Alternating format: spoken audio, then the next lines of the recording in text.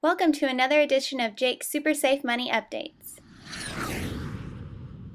Jake, I hear you talking about how investors can be misled by the averages. Can you explain this to our listeners? Sure. When I'm talking about what I call the myth of the averages, what happens is people think you can take the average of a couple of numbers and superimpose that like you would for the returns in the stock market. But unfortunately, with the power of negative compounding, you cannot just take the average of the two numbers like you would mathematically. It doesn't work. This first slide will show you what I mean. So let's look at this first example. Mathematically, if you take a negative 40 and a positive 60, that equals a positive 20, divided by 2 for an average of 10. But let's look at the next slide, which will show us how this doesn't work for the averages in the stock market. So if you look at these numbers as they relate to the stock market, a negative 40 and a positive 60, if you lose 40% year one and you started with 100,000, you now have $60,000.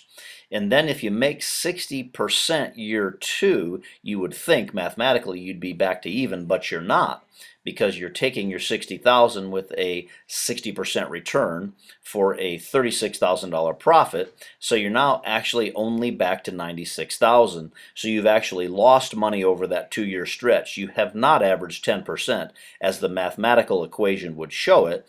You've actually lost a few percent and you're not even back to even.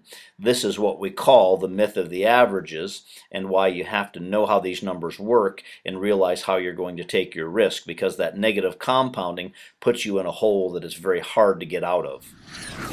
So in this environment, what should the average investor take in light of this?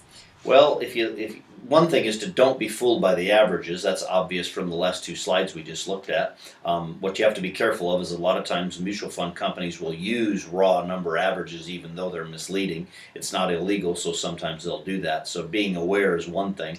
Secondly, you have to decide how much risk are you willing to take, because now that you know how powerful that negative compounding element is, you know you should be careful in times of uncertainty. So especially for retired investors, you have to ask yourself, how much risk are you going to take, knowing that another big loss will take many years to climb back out of. We've been 4 years straight up, and we would probably, as we talked before, be thinking that we might have a correction coming soon. It's already gotten extremely choppy and volatile. So bottom line here, you have to do a risk analysis and realize that it takes a long time to get out of those negative compounding holes.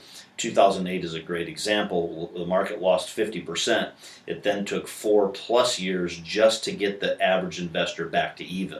So what we do here at our firm is find those investments that limit your downside so you don't find yourself in those big holes. So that's really the key, is finding investments that are going to protect your principal so that you can't get into that deep hole, so that then the next good years will bring you positive returns, not just bring you back to even.